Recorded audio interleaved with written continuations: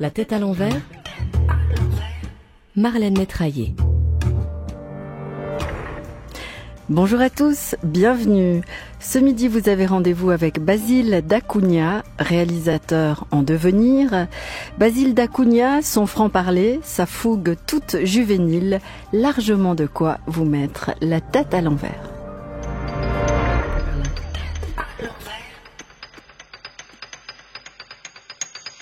Moi, je peux directement attaquer mon boulot. Parce qu'en plus, j'avais des trucs à faire. Parce que c'est bien joli cette émission, mais moi, je dois travailler aussi. Alors, moi, j'en étais ici. J'en étais à cette scène-là. Cette scène-là, qui est une scène de groupe, comme on a l'habitude d'en faire là, dans mes films. Et ça, il y a des leitmotifs récurrents dans ce film. Ça parle beaucoup de la mort. C'est un film qui se passe de nuit et ça s'ouvre sur un dialogue sur des morts-nés. Et tout au long du film, on a des espèces d'interludes qui vont contre la narration du film et qui évoquent ces questions-là. Ça, c'est une histoire géniale qui raconte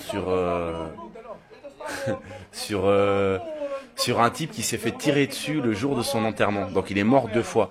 Et évidemment, personne ne le croit parce que le type divague pas mal quand il raconte ses histoires. Donc voilà quoi, tout le monde se fout de sa gueule. Il dit bon, arrête de baratiner comment un type meurt 2 fois, etc. Et là, le type commence à expliquer non, il est mort 2 fois. Parce que le jour de son enterrement, à côté de la favela, il y a eu une fusillade et il a ramassé une balle perdue. On est à un moment donné où on essaye un peu de foutre de l'ordre dans ce groupe, mais c'est toujours le bordel avec ces gars. Ah voilà, ça c'est génial. Ça c'est génial parce que par exemple, là il y a un type qui jette des cailloux sur celui qui parle. Ça c'était pas prévu, normalement il devait lui jeter des pipasses quoi, mais au bout d'un moment j'ai vu que les pipasses ça faisait pas d'effet. Donc je lui ai demandé de jeter des cailloux pour voir si on pouvait provoquer des réactions un peu plus drôles quoi. Voilà, là il commence à s'énerver, voilà quoi. Là il s'est moustillé un tout petit peu. Et là il lui dit bon arrête de me jeter des pierres sinon je vais m'énerver et voilà quoi. Il prend des briques et lui jette dessus, moi j'adore cette scène. C'est génial parce que là il s'énerve vraiment en plus. Et ça, c'était pas dans le scénario? Non, les meilleures scènes, c'est toujours celles que j'ai pas écrites, étrangement. Pourtant, je suis sûr que j'écris très bien, mais ce qu'ils ont à me donner, c'est toujours mieux. Les dialogues, franchement, moi, sans fausse modestie ou quoi, moi j'écris très très bien les dialogues. Mais franchement, ces gars-là, ce qu'ils inventent, c'est toujours mieux que tout ce que je pourrais écrire.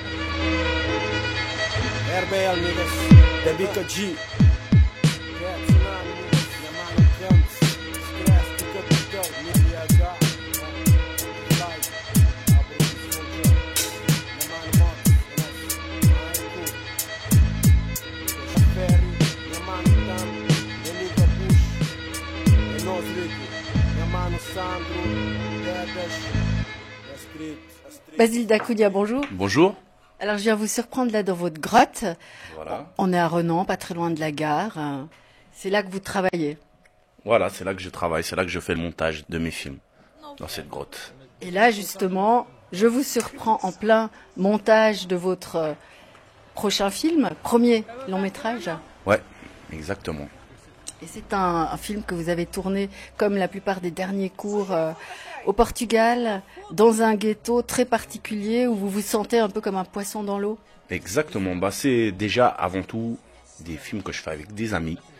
Donc c'est des films qui sont très familiaux, quoi. C'est avec les gens avec qui je partage ma vie et qui participent, quoi, à tout le processus de création du film, que ce soit à l'écriture, au tournage, un peu moins au montage, quoi, parce que du coup je suis plus là-bas quand je le fais. Mais voilà, quoi, indirectement aussi à travers les musiques qu'ils m'envoient et les idées, etc., quoi. Donc c'est vraiment une sorte de travail collectif, quoi, qu'on fait dans ce quartier avec ses amis, quoi. Et ça, déjà les 2 précédents courts-métrages qui ont quand même été sélectionnés à Cannes, c'est pas banal. Ouais. Donc on a commencé avec les bras cassés du quartier qui sont mes amis. C'est un vrai groupe de pieds nickelés, quoi. Et il y a un type qui fait un peu de musique, un qui fout rien. un autre qui est peintre en bâtiment ou plâtrier, je ne sais plus très bien ce qu'il fait. Mais on a commencé comme ça parce qu'on n'avait pas eu les financements d'un court-métrage qu'on voulait réaliser. Et on s'est dit, bon, on a une caméra, on a du son, on va quand même essayer de faire un truc. Et on a trouvé un peu de sous juste peut-être pour avoir de quoi manger quoi, et boire pendant le tournage. Et on a commencé. Et j'avais pris justement le peintre en bâtiment comme acteur principal. Parce que bon, première scène du film, le gars, il doit se cacher sous un lit. Il rentre chez un dealer et tout, il se cache sous un lit.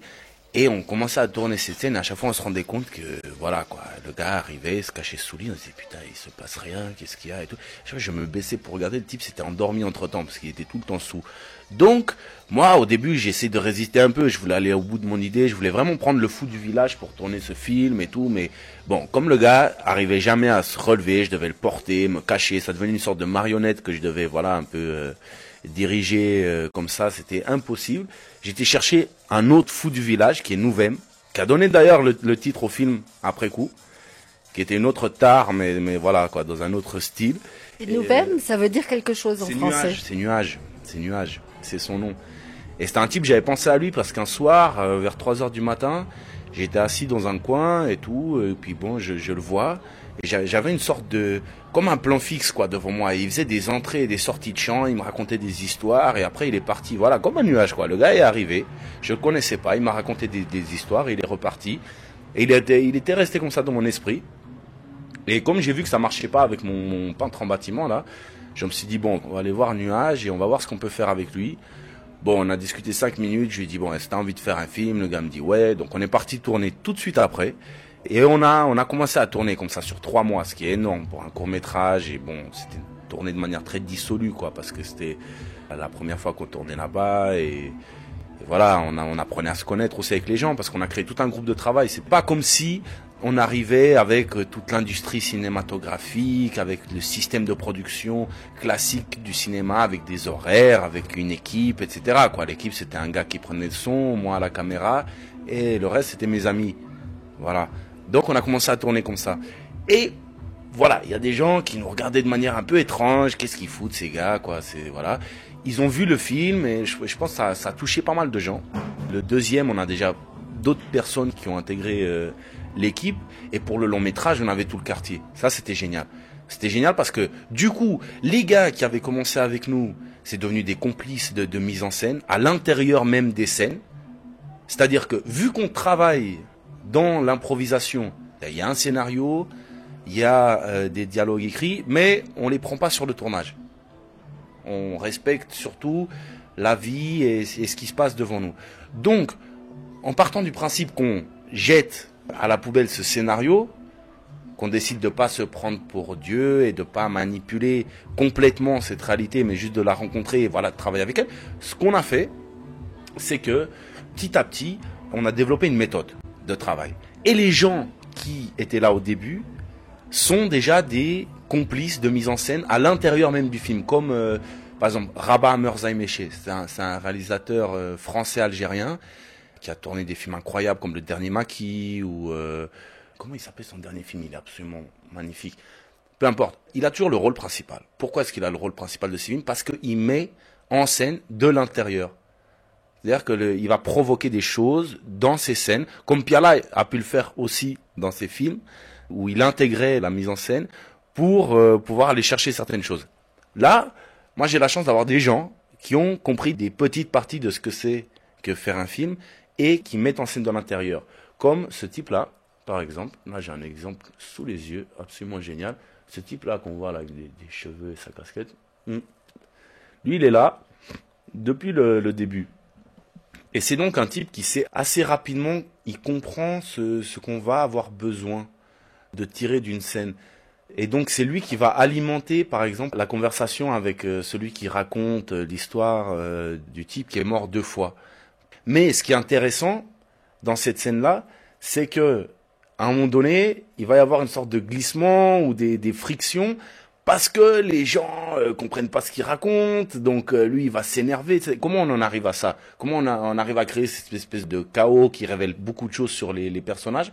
C'est justement grâce à un type comme celui qui intervient là. C'est-à-dire que moi je demande à Chix, celui qui raconte sa blague, là, son histoire, de la raconter. Ce qui se passe, c'est que il y a une série de personnes qui vont l'empêcher de raconter cette histoire. Mes complices, justement, qui vont l'interrompre, qui vont lui poser des questions, qui vont remettre en cause ce qu'il dit, ce qui va l'énerver. Et voilà comment on en arrive justement à une scène qui dégénère complètement. C'était le but recherché. Ouais, le but, c'est quand même de... Parce que le cinéma, c'est quand même un truc où on peut voir les... Moi, je crois pas trop à un cinéma du réel, parce que ça, c'est quand même de la fiction. Il y a une réalité qui est mise en scène à travers un dispositif, à travers un regard, à travers... voilà. Mais ce qu'il y a, c'est que le cinéma, c'est quand même un truc où on peut voir des émotions. Et ces émotions, c'est une vérité. Et moi, c'est cette vérité-là que je cherche. Là, ce qu'on voit là, c'est des émotions qui sont réelles. Parce que aucun de ces personnages n'est acteur, évidemment, il joue son propre rôle. Plus ou moins son propre rôle. Après, il y en a qui ont quand même une distance par rapport aux personnages qu'ils représentent. Chacun a un lien très quand même intime à ce qu'il fait et est là pour des raisons différentes. Je pense à lui, le chef de bande, il sait pas trop pourquoi il est là, voilà. Il y en a d'autres qui viennent parce qu'ils ont envie de gagner 20 €. Il y en a d'autres qui viennent parce qu'ils ont envie de m'aider. Il y en a qui viennent parce qu'ils ont envie de laisser une trace, tout simplement. Il n'y a pas un intérêt général, quoi. Il y a des intérêts complètement particuliers et différents, mais on en arrive quand même à faire quelque chose ensemble. Et à tel point que, par exemple, le dernier court-métrage tourné là-bas s'appelle Où je vis justement Choram, mais ça c'est le titre en portugais en l'occurrence. Il y a des parties en portugais, des parties en créole. Le dernier, c'était un mélange comme ça de la culture portugaise, de la culture créole. Enfin, c'est pas ça le film, mais disons que on a travaillé avec le quartier et on a aussi été rencontrer d'autres gens. On a travaillé dans les docks de Lisbonne avec les ouvriers, les dockers. Et on a fait un truc ensemble, quoi. Et ce film, confectionné avec la même méthode, cette Ouais. méthode d'immersion, de pseudo-complicité, d'histoire racontée en commun, il a bien fait sa route. Il a été primé récemment à Winterthur. Voilà, il a gagné le prix du cinéma suisse et il venait de gagner le prix du cinéma portugais, donc ça c'est assez drôle. C'était aussi le cas du précédent qui avait gagné un prix suisse, je sais plus quoi, puis un prix portugais, genre meilleur film portugais. Tirei-me você para fora, uma moça! Preciso que fique quieto para me medir atenção. Quer sair daqui? O senhor está a ouvir-me. Eu estou a ouvir. Quieto e calado. Eu estou a ouvir. Preciso que fique quieto. O senhor está desidratado. Está a ouvir-me. Me disseram que eu tinha um problema de ouvido. Nunca ouvi o que era preciso. Eu é que ouço o que quero. Eu é que decido. Senhor, preciso que fique quieto. Está a ouvir. Que estranha forma de vida tem este meu coração.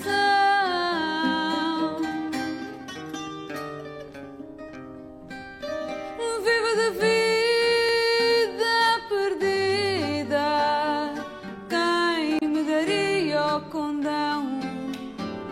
Que estranha forma de vida. Et ça, là, avec tout ce qu'on vient de dire, avec ce récit d'un tournage, d'un montage et d'une façon de travailler, c'est un peu la patte Basile Dacunha. En tout cas, c'est moi ce que j'essayais de dire sur l'émotion, c'est que c'est un cinéma qui est assez parce que souvent le cinéma, quand même, aujourd'hui, le cinéma a perdu un peu de son innocence. Et nous, je trouve que justement, on a un cinéma qui est très naïf. On compose pas avec les règles ni de l'industrie du cinéma. Je crois qu'on n'appartient à aucune chapelle, à aucun milieu. On fait les choses de manière très très libre. Et je pense que c'est ça qui est fondamental. C'est cette liberté qu'on a. Et on travaille comme des artisans. Il n'y a pas d'ego, il n'y a pas de personnes qui sont dessus, il n'y a pas de hiérarchie. On travaille ensemble. Et avec cette liberté-là. D'ailleurs, c'est frappant parce que quand vous parlez de vos films, vous dites jamais je, jamais mes films, mais nos, on. C'est vraiment un travail collectif. C'est complètement un travail collectif. Qu'est-ce qui nourrit un film au-delà des fantasmes et des désirs et des espoirs qu'on peut avoir, qu'on met dans un film et qui viennent de l'intime quand même? On est nourri par quoi? Par les gens qui sont autour de nous.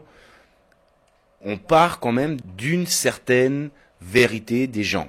Disons simplement qu'on fait pas une démonstration de force Ou de savoir-faire. ou de savoir-faire. Exactement. On n'est pas dans l'exercice de style, on n'est pas dans la démonstration de force, on est dans des choses beaucoup plus simples. Pourquoi? C'est pas un truc qu'on revendique, c'est juste un truc auquel on croit. Parce que moi, je crois pas à la plupart des choses que je vois dans les salles de cinéma. J'y crois vraiment pas. Je vois ou un type qui a écrit un super scénario, ou des acteurs qui sont techniquement très doués, mais j'arrive pas à ressentir ces émotions que moi je cherche dans nos films. Mais, ça je le dis pourquoi? Je le dis parce que on peut le voir d'une façon très simple. Qu'est-ce qui nous reste d'un film? C'est la mémoire. Est-ce qu'il y a des images qui restent ou pas? Moi, la plupart du temps, je ne garde rien. Je vois des films qui fabriquent de l'oubli, comme la télé en a longtemps fabriqué, de l'oubli. Et moi, je pense qu'il y a des cinémas où on touche à une certaine vérité et ils arrivent à rester avec nous un petit moment. Ça ne veut pas dire que c'est ça. Hein. Moi, je vous dis ce qui me touche. Ce qui est frappant, Basile Dacunha, quand je vous écoute, c'est que vous parlez de ce cinéma naïf, vrai, qui est lié à votre âge. Hein. Vous avez à peine 27 ans. Mais quand on écoute, je me demande où vous avez puisé cette maturité, parce que il y a peu d'hommes ou de jeunes de 27 ans qui ont des idées aussi arrêtées sur ce qu'ils attendent. Moi, j'appelle ça la foi. Moi, je crois pas tellement à la politique. Il y a beaucoup de choses auxquelles je ne crois pas, mais je crois beaucoup à l'art. Et j'ai une vraie foi en cette vérité qu'on recherche. Et ça vient pas de longues réflexions, ça vient pas des bouquins, ça vient, c'est un truc organique, c'est de l'intérieur, c'est des choses que n'importe qui peut sentir. Moi, je pense que les gens, quand ils regardent des films, ils n'ont pas besoin d'être des critiques de cinéma pour sentir les choses. Moi, au contraire, je crois fondamentalement que cette vérité-là, tout le monde peut la sentir et moi, c'est à ça que je crois. C'est cette liberté qui nous permet de toucher à cette vérité des gens. Et le fait qu'il y ait une certaine précocité pour être aussi construit que vous l'êtes. Non, mais la précocité, c'est complètement relatif, hein, parce que j'ai quand même toujours du mal à ranger mes chaussettes, à faire la vaisselle. Donc voilà, moi j'appellerais plutôt ça un déséquilibre. Il y a des trucs qui arrivent un petit peu avant, d'autres qui arrivent un petit peu après. Voilà, moi je pense que c'est comme ça qu'on se construit. Et des fois il y a des déséquilibres, des frictions, des choses où finalement on fait pas les choses au bon moment, où on a un petit temps de retard, un petit temps d'avance, et c'est ce qui fait que des fois voilà, il y a un truc qui se passe. Donc moi je pense pas qu'il s'agit de précocité. Après précocité, voilà. Moi je fais des films quand même depuis l'âge de 10 ans quoi. Mon père un jour a acheté une caméra, j'ai commencé à l'utiliser. J'ai commencé à faire des films là, à fabriquer des images. J'ai eu cette chance-là, parce que moi je suis de cette génération quand même du numérique, où ça ne coûte rien de faire des films. J'ai pu tourner des images, depuis le moment où on m'a donné une caméra, j'ai pu fabriquer des images, raconter des histoires, avec mes amis en Suisse, avec mes amis au Portugal, avec ma famille. J'ai pu faire énormément de choses. Et j'ai pas eu à les imaginer, à me les représenter, à me construire un chemin, j'ai pu le faire directement. Donc les choses arrivent de manière assez quand même intuitive. Et on peut dire que finalement, à 27 ans, vous avez grosso modo 17 ans d'expérience, mais de votre expérience d'autodidacte. Exactement, exactement. Et ça aussi, je trouve que c'est fondamental dans la manière de défendre les gens avec qui je tourne. Parce que très tôt, en faisant des films comme ça avec les gens qui m'entouraient, mes voisins, mes amis, etc., j'ai vu que si le cinéma était plus important que la vie, moi je perdais quelque chose.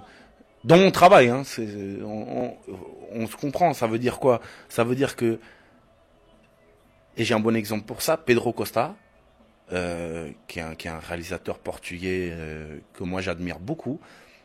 Un jour, il a eu du fric pour faire un film. Il a tourné dans un quartier, justement, un peu comme celui dans lequel j'habite. Bon, il a de l'argent, il y a des lumières, il y a des camions d'électricité, etc. Mais il est dans un lieu où il n'y a pas d'électricité. Mais lui, il arrive avec de l'électricité. Il a une fille très bavarde avec qui il veut tourner et qui devait être son actrice principale. Mais elle devient presque muette, quoi, pendant ce tournage.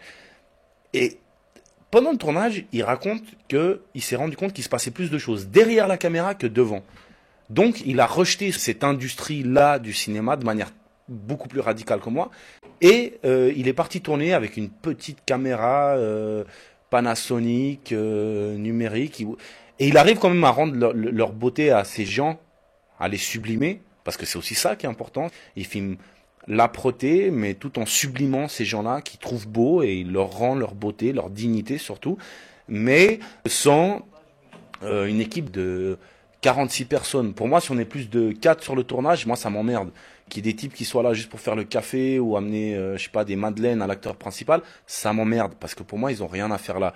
Je veux dire, les madeleines, je peux aller les chercher moi, le café, je peux aussi le faire moi, ou un autre ami. Il n'y a pas de ça, quoi. Il y a pas de, on n'a pas besoin de cette hiérarchie-là, on n'a pas besoin de ce système de production-là. Si, toutefois, on veut toucher à cette vérité-là, parce qu'après, faut pas non plus commencer à cracher sur tout ce qui existe, parce que moi, je suis conscient, il y a des cinémas et des genres différents.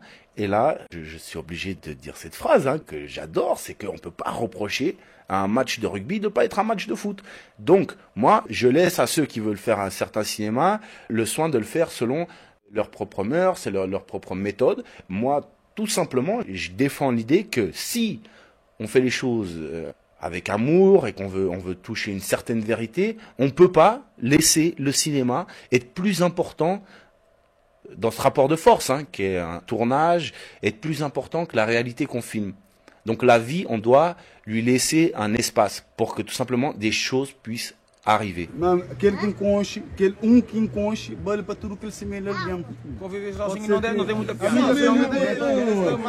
Vamos tem grande problema na vida. Calma, eu tô só.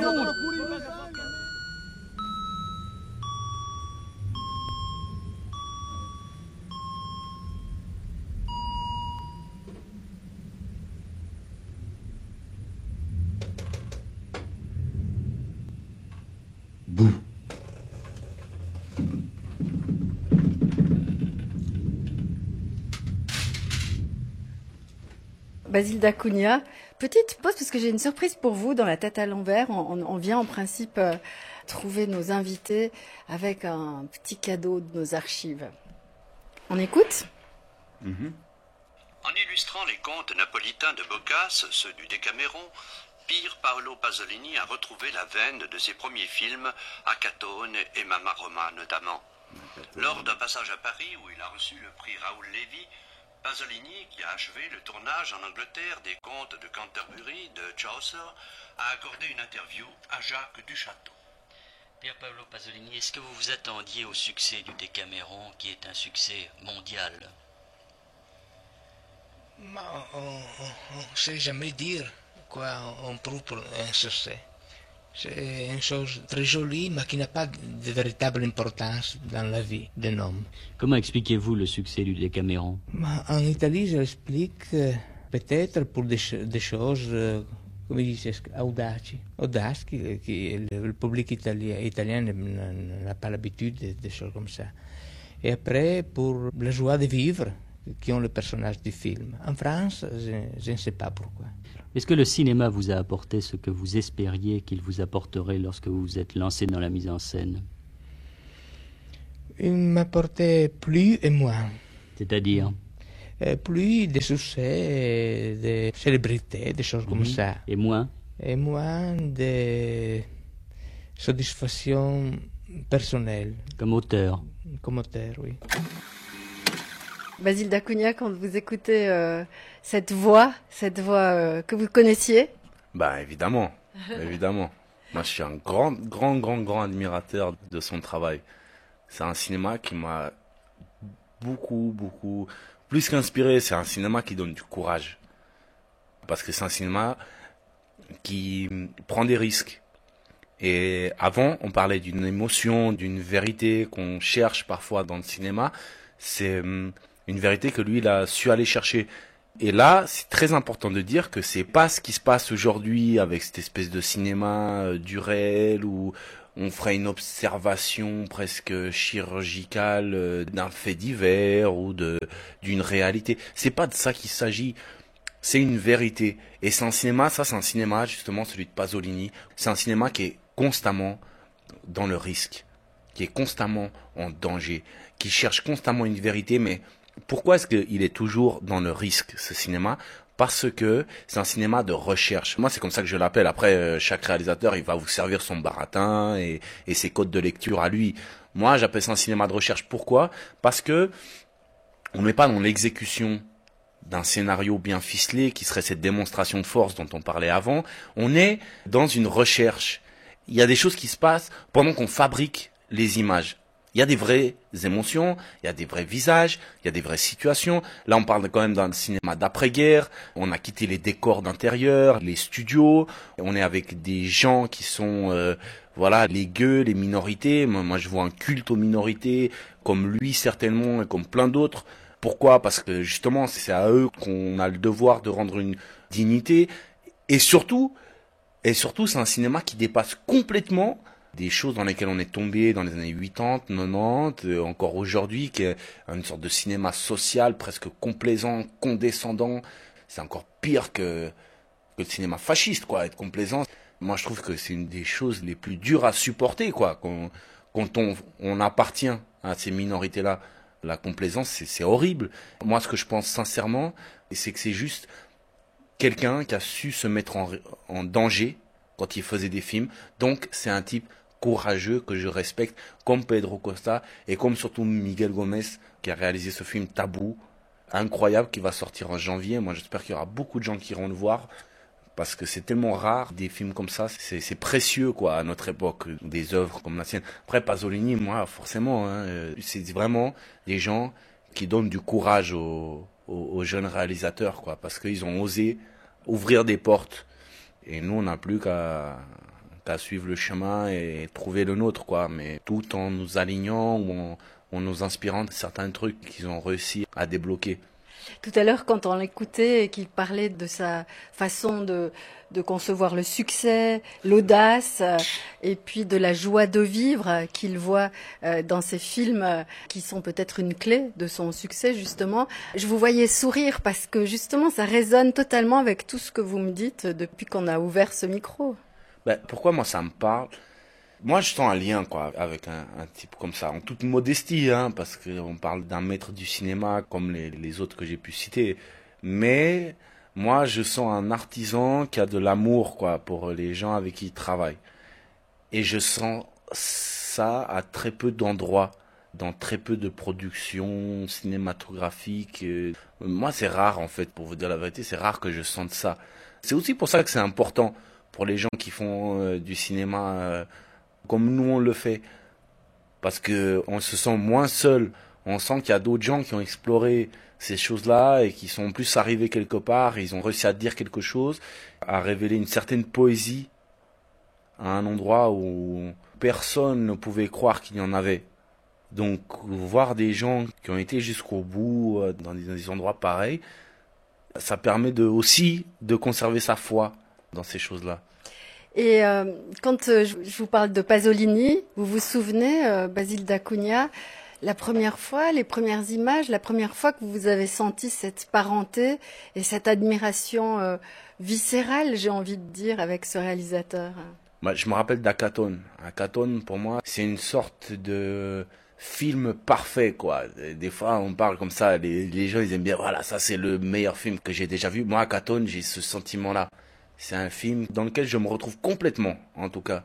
Je sens dans chaque image, dans chaque scène, je me retrouve et je retrouve, voilà, cet amour qu'il a. Bon, après lui, c'est très particulier, parce qu'il était homosexuel, il était aussi amoureux des gens qui filmaient beaucoup plus que moi et d'une autre manière. Il avait un autre lien aussi aux gens avec qui il travaillait.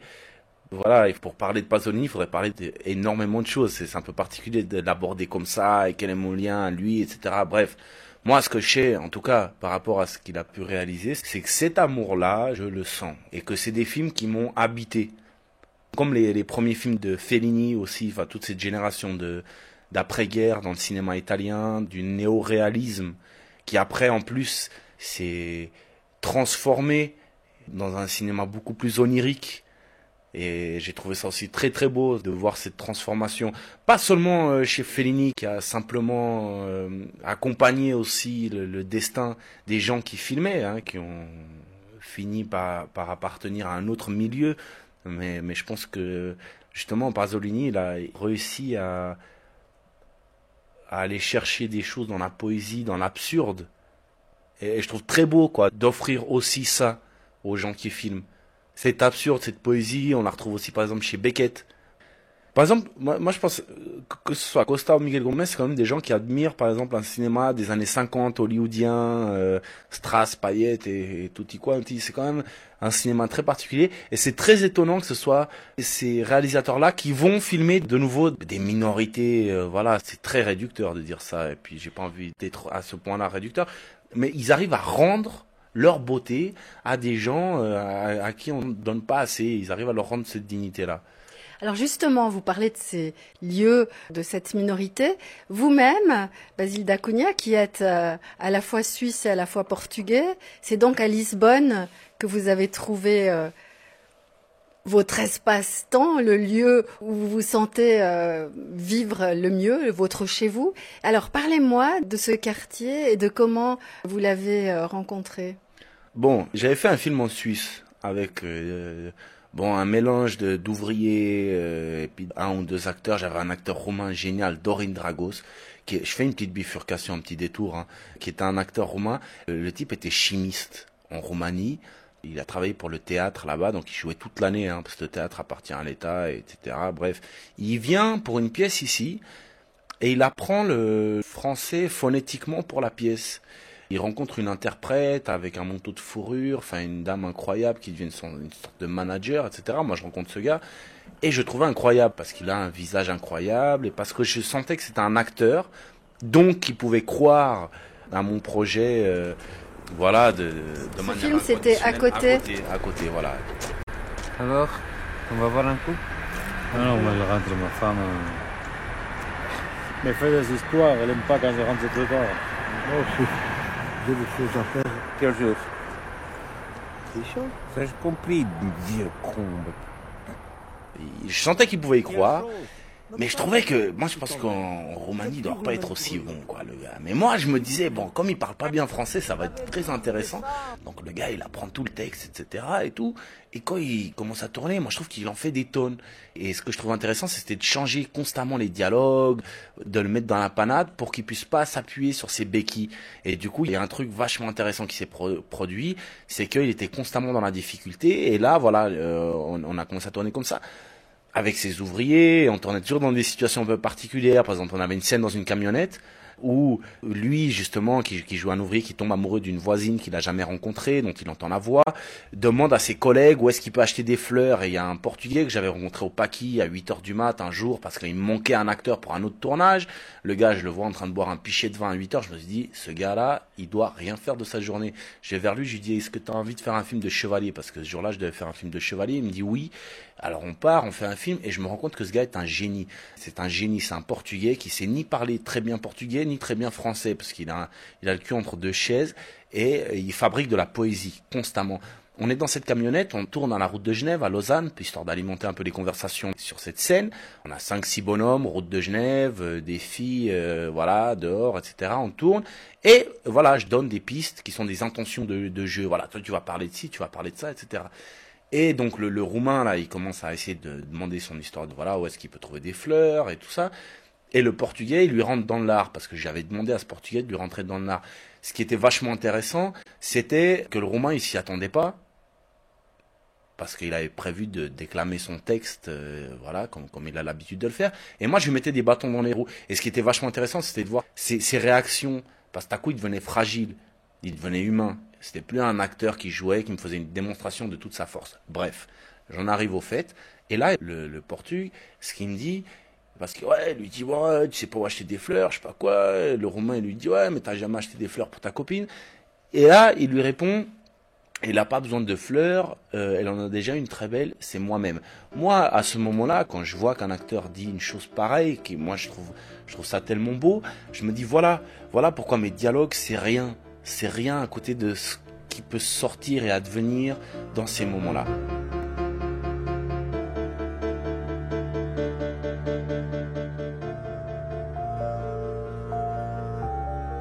Bref, on fait ce film qui marche plutôt bien, on va à Locarno, j'arrive dans ce festival, je connais rien au festival, au monde du cinéma, j'y connais rien du tout. Et franchement, après y avoir été, j'avais pas envie d'en savoir beaucoup plus. Je me suis dit, putain, si c'est ça le cinéma, non merci. Donc j'avais besoin un peu d'aller faire des films, tout simplement, hein, histoire de pas rester sur cette mauvaise impression. Parce qu'un festival, c'est justement un milieu, c'est voilà, des rapports de force. Des codes. Des codes, surtout des codes, évidemment des codes, à plus forte raison en Suisse, qui est quand même un pays où les codes sociaux ont une importance énorme. Et bon, voilà, j'en ai juste marre qu'on me prenne pour, je sais pas moi, le videur du restaurant, là, ou je sais pas quoi, ou du bar, etc. Enfin, ça me fatiguait tout simplement ces rapports entre les gens. Je me suis dit, bon, je vais aller refaire un film au Portugal, donc j'ai appelé mon pote Julien Rouillet, qui est producteur, réalisateur, voilà, avec qui on a monté une petite boîte, Terra, etc. Et puis il me donne un peu de sous pour aller faire un film, donc je pars là-bas faire un film avec rien, hein, genre avec 1000 balles. Je me suis dit bon, je vais faire un petit truc histoire de travailler, quoi, au lieu de rester sur cette mauvaise impression. Et au bout de 2 jours, voilà, je cherchais, hein, je savais pas très bien ce que j'allais chercher. Je rencontre une fille. Et bon, moi je suis tombé amoureux de cette fille, on se met ensemble, etc. Donc je reviens en Suisse, je prends mes affaires, je pars là-bas, on se retrouve chez une copine à elle, etc. Bon, à un moment donné, il fallait partir, donc je trouve un appart, et finalement cet appart, ça joue pas. Le jour où je dois déménager, le gars, je pense qu'il a eu une meilleure offre, donc il me téléphone, il me dit que ça marche pas. J'avais 1 heure pour trouver un truc. Je prends le journal et je vois un truc pas cher dans un quartier que je connais pas. Je prends. Bah, j'ai pris, hein, j'ai téléphoné, j'ai dit je prends. Il dit, vous voulez pas voir? Non, ça va, je prends. J'arrive là-bas et tout à coup, je me dis, putain, ça m'a l'air pas mal cet endroit. Pourquoi? Parce que je vois que y a plein de gens dans la rue, les voisins m'ont l'air sympas, pendant que j'essaie de monter ces meubles Ikea qu'on n'arrive jamais à monter, parce que j'avais une nouvelle table Ikea à monter et que ça marchait pas, évidemment, je m'étais gouré. Bref, j'ai à peu près la moitié de l'étage qui vient pour m'aider, pour essayer de comprendre le problème. Tout le monde était devenu ingénieur en table Ikea, etc. Donc c'était en 5 minutes, je me suis dit, voilà, ça c'est un endroit, on est à la maison, quoi. Et c'est comme ça, en fait, bêtement, que je suis arrivé dans ce quartier, pas pour faire des films, pour y vivre. Je suis resté là, je me suis fait énormément d'amis, et c'est simplement comme ça, quoi. C'est une fille, et voilà, un meuble Ikea, et puis un quartier, un appartement que j'ai pas réussi à avoir, et voilà. Et une sorte de minorité, parce que finalement, vous êtes un des rares blancs à vivre dans ce quartier capverdien, et c'est un quartier que même les Lisboètes, on les appelle comme ça, je crois, hein. Les Lisboètes ne fréquentent pas. Non, mais ça c'est aussi lié au fait que ce soit une très grande ville. C'est pas Lausanne, Lisbonne, c'est quand même une très très grande ville. Et les très très grandes villes, c'est plein de petits villages en fait. Et après ces choses liées aux classes sociales, aux minorités, aux stigmatisés, elles sont beaucoup plus frappantes là-bas. D'autant plus que le Portugal, c'est quand même particulier. Il y a eu les colonies, il y a eu beaucoup de choses qu'on n'a pas encore résolues et desquelles on n'a pas encore parlé. Hein, bon, je dis pas qu'en France, voilà quoi, ils ont résolu la question, mais je pense qu'au Portugal, c'est des tabous, il y en a beaucoup plus, et c'est très différent. C'est très différent. Ce qui est certain, en tout cas, c'est qu'en venant de la Suisse, moi j'ai quand même cette chance-là, c'est que j'ai grandi dans une mixité que je ne remarque que si on me fait remarquer qu'elle existe, parce que au fond, nous, on s'en fout, quoi. Justement, l'avenir, au Portugal, je pense que c'est les enfants, parce qu'ils vont grandir dans cette mixité et ils s'en foutront de tout ça. Mais moi, en tout cas, quand j'arrive là-bas, la différence qu'il y a entre moi et les Portugais blancs, hein, c'est juste ça. C'est juste que moi, j'ai vécu un autre truc ailleurs et que je m'en fous, quoi, de ces trucs-là. Et eux pas, parce qu'ils en sont pas encore là, tout simplement. Donc je pense que après, les gens, ils te rendent aussi ce que toi, tu leur donnes. Donc si toi, t'es ni effrayé, ni fasciné bêtement. Je pense que si t'as un rapport simplement normal, quoi, qu'un type bien est un type bien, un con est un con, et puis que t'arrives à être honnête dans tes rapports avec les gens te le rendent. Donc, très rapidement, les choses, elles se passent de manière naturelle. C'est seulement, en fait, ce que j'essaie d'expliquer, c'est que ce qu'on est en train de se dire là, de ce truc blanc, black, machin, quartier compliqué, etc. Moi, je m'en suis rendu compte que dernièrement, enfin, beaucoup plus tard. Parce qu'au début, je m'étais même pas vraiment rendu compte de tout ça. Parce que ici, en Suisse, à Lausanne en tout cas, avant que certaines choses n'arrivent, que l'UDC essaie de changer sa communication sociale et qu'ils fassent passer toutes ces saloperies de lois, et qu'ils investissent les médias de cette façon-là, avant que le 20 minutes existe, avant que des journaux qui font des faits divers leur fonds de commerce. Avant tout ça, nous, on vivait très bien tous ensemble, et moi, du coup, quand j'arrive là-bas, je continue à vivre comme j'ai tout le temps vécu, c'est-à-dire bien avec tout le monde, et que, voilà, si un type bien est un type bien, tout ben, si c'est un con, et puis voilà, il n'y a pas de questions liées à l'origine ethnique ou sociale. Yo, BNP, Machine 2007, aqui no Moinho, expresso em português, expresso em crioulo, seja aquilo que for, tudo no sódio, motherfucker. Mesmo assim, gato situação, pronto para tudo na hora que está fechado na prisão. Taliban, Nigga M, Sexy Lover, P-Mafia, Alex, rapaz, que levaram pouco tempo também, coisa assim, rapaz, get stress. Et pourquoi Basile d'Acunha a trouvé son espace-temps plutôt à Lisbonne qu'ici à Lausanne? Alors ça, on en parlait un petit peu avant. La Suisse, c'est quand même un pays très particulier dans le sens où, surtout, en tout cas moi, la Suisse, hein, mon bassin lémanique là, je le trouve très structuré par, dans son espace-temps, par ce lien au pouvoir d'achat, à la prestation de services, à la consommation.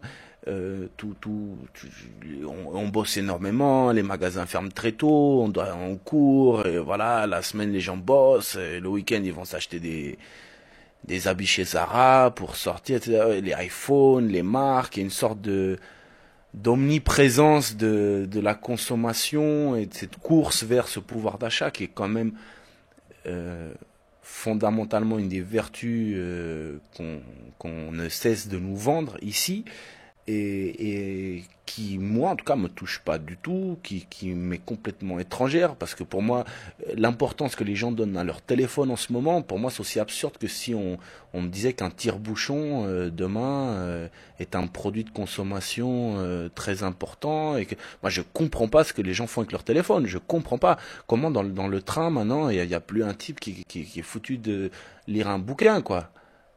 Comment ça se fait que, voilà, moi j'arrive là-bas, il y a plus ça.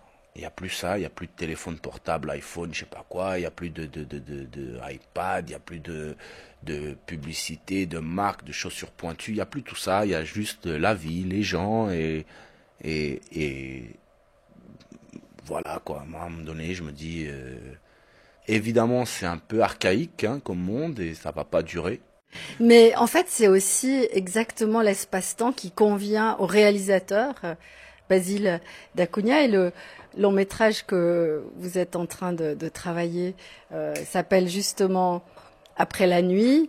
Il se passe dans ce quartier, il est tourné pendant la nuit. Pourquoi la nuit? Parce que dans cet espace-temps-là, la nuit est plus animée. Bon, moi j'avoue, hein, j'ai un problème avec le matin. De toute façon, le matin c'est pas mon truc. Hein. Moi, je préfère la nuit. À partir de 7h, 8h, moi, c'est comme les vampires, quoi. Tant qu'il y a le soleil, voilà, quoi. Je suis pas complètement à l'aise. J'aime beaucoup la nuit. Donc, déjà que c'est moi le patron, hein, et que je peux me permettre de décider des horaires, je me suis dit, je vais faire un film de nuit. Plus sérieusement, pourquoi ce film se passe de nuit? C'est simplement parce que déjà, moi, j'adore la sensualité des lumières la nuit. Il y a une image beaucoup plus granuleuse. Les jaunes sont très très beaux, et les textures de peau me fascine énormément. Donc déjà, il y a un désir comme ça un peu sensoriel d'aller vers ce genre d'image. Au-delà de ça, c'est surtout l'histoire que je voulais raconter. Donc déjà, il y a une sorte d'appétence ou un goût pour la nuit, que ce soit personnel ou dans ses goûts comme ça, visuel. Après, c'est surtout l'histoire, quoi. Ça raconte l'histoire d'un type qui est on appelle ça les enfants de la lune. Donc après, moi j'ai pas étudié le truc très sérieusement, hein. Je sais que les enfants de la lune, c'est juste des gens qui ont une maladie, qui ils peuvent pas être au soleil, je crois qu'ils supportent pas les rayons UV, ils vivent dans des sortes de scaphandres et tout ça. Bref, bon, moi j'ai juste pris le début là, où je voulais raconter un truc sur un type qui peut pas vivre la journée. Je voulais déjà qu'il ait une sorte de tare comme ça, physique, une sorte de handicap physique. Je voulais déjà lui mettre des bâtons dans les roues avant même que l'histoire ne commence. Qu'il soit déjà étranger, parce que c'est intéressant ça, d'aller parler, d'aller regarder, vivre un truc avec un type qui est marginal dans la marge, quoi. Dans un quartier qui est déjà stigmatisé, puis on prend un type qui dans le quartier lui-même est stigmatisé, quoi. Qui porte des stigmates. Bon. Et ce gars-là, en fait, on se causait pas beaucoup, je le connaissais pas très très bien et tout, mais bon, j'avais fait un clip pour des rappeurs là-bas et tout, et lui, il était rentré dans le clip à un moment donné et tout. Je me disais, putain, ce gars, il a un truc, quoi. J'aimerais bien, j'ai écrit toute une histoire pour lui sans savoir vraiment s'il va accepter et tout. Un jour, je le vois, je dis, bon, comment, alors, est-ce qu'on fait un truc ensemble et tout? Ouais, pas de souci. Donc bon, je continue à écrire mon truc. Et j'ai développé donc une histoire où on suit un personnage qui sort de tôle, qui doit du fric et qui en plus a cette maladie qui le rend étrange. Et voilà, moi je me rappelle de ce livre L'étranger de Camus que j'avais lu à l'école et qui m'avait beaucoup frappé parce que le type n'était jamais jugé pour ce qu'il avait pu faire ou ne pas faire, il était jugé pour son étrangeté, quoi. Moi, c'est un truc, ça m'avait beaucoup frappé, ce bouquin, quoi. Ça m'avait beaucoup touché parce que je trouve que c'est souvent le cas et j'étais très ému, quoi, par cette histoire et j'avais envie de raconter une histoire. Bon, après, à la fin, on arrive à un truc très, très, très, très loin de ça, hein, mais parce que les histoires se transforment et sont sujettes à la réalité qu'on filme, quoi. Mais le point de départ, c'était quand même ça. Donc, on commence j'ai écrit un truc où il y a un type qui vit sur les toits avec une machette, qui vend du shit, qui doit de l'argent, et le gang, la famille du quartier, comme ça, se fait voler un truc. On ne saura jamais vraiment très bien ce que c'est ce truc, parce que tout est très très flou dans ce film. Ce qui est certain, c'est que à un moment donné, les soupçons vont se diriger vers lui. Pourquoi ? Parce qu'il est étrange, parce qu'il est différent. Et c'est de ça que je voulais parler. Donc, on a beaucoup exploré la nuit, le monde de la nuit. Ces lumières, ces lampadaires, on a éclairé beaucoup avec une lampe à huile. C'est très beau, c'est une lampe à huile. C'est des variations de lumière incroyables, c'est du feu, quoi. C'est beau, avec des briquets, avec des bougies, des choses comme ça. C'est très, très, très beau. C'est très, très beau. Et dites-moi, Basile Dacunha, il y a de fortes chances, allez, on peut peut-être dire ça comme ça, que ce film soit sélectionné à la quinzaine de Cannes. Ah, je peux pas me prononcer là-dessus, ça. J'espère sincèrement, parce que c'est un festival qui a soutenu notre cinéma, qui est pas un cinéma facile à soutenir, faut quand même le dire.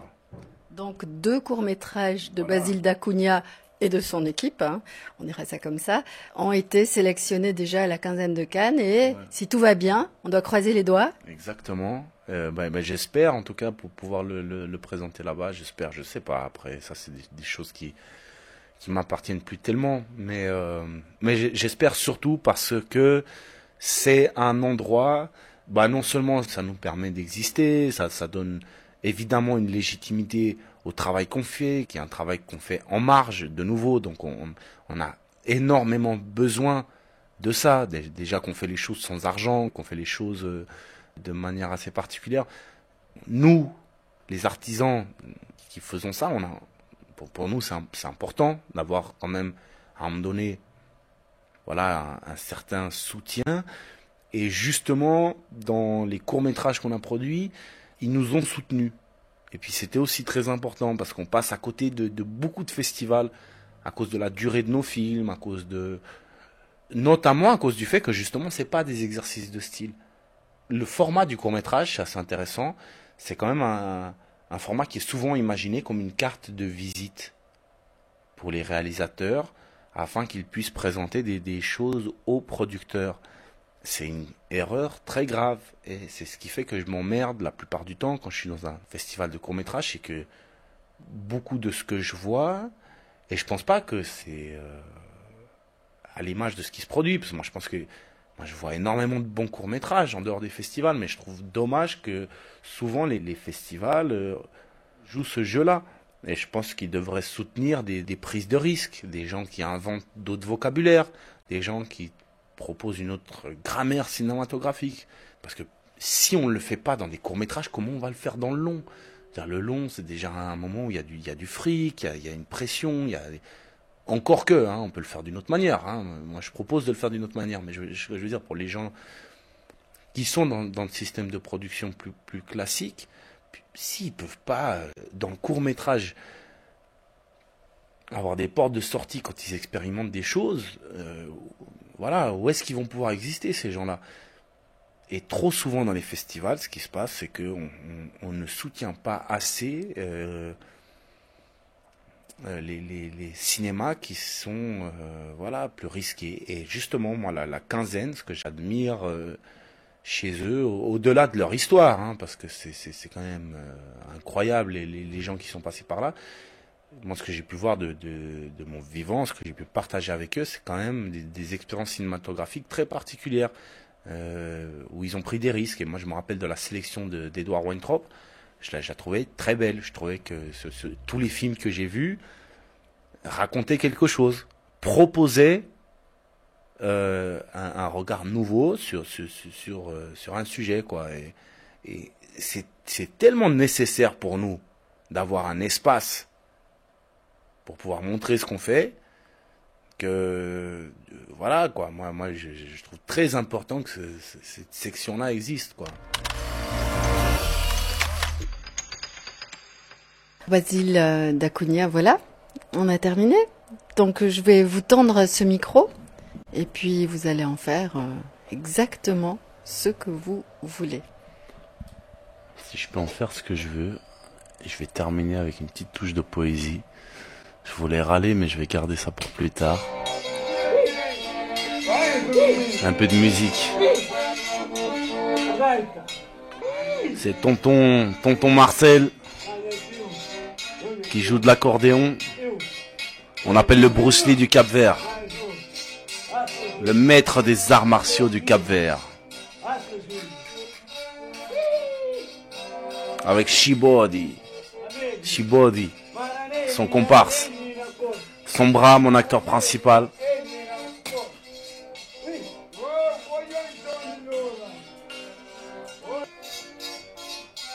C'est ma partie préférée du film. Le personnage, il devient fou. Il vient d'aller chez le sorcier.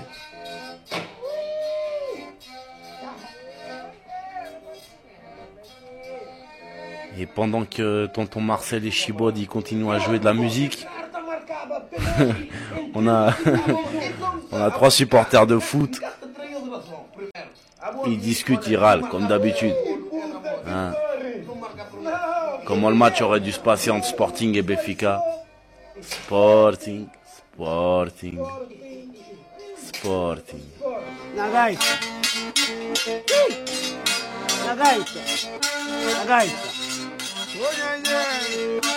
Non dire. Ganha chamando de loura. Olha tio. Eu. Purinho. Vai, Júlio. Júlio.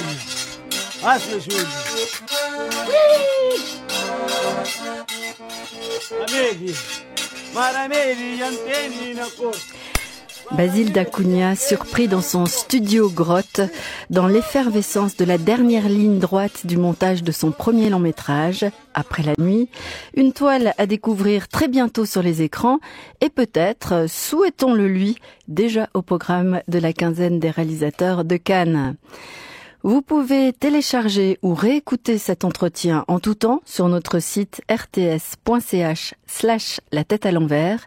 Réalisation Bruno Seriba, Marlène Métraillé au micro. Samedi prochain, nous avons rendez-vous avec la locandiera Dominique Blanc, plus précisément au Théâtre de Carouge où l'actrice française campe l'aubergiste pétillante de Goldoni jusqu'au 2 février. La tête à l'envers est une émission produite par Laurence Froidevaux, 1 heure à partager avec un acteur de la vie culturelle tous les samedis.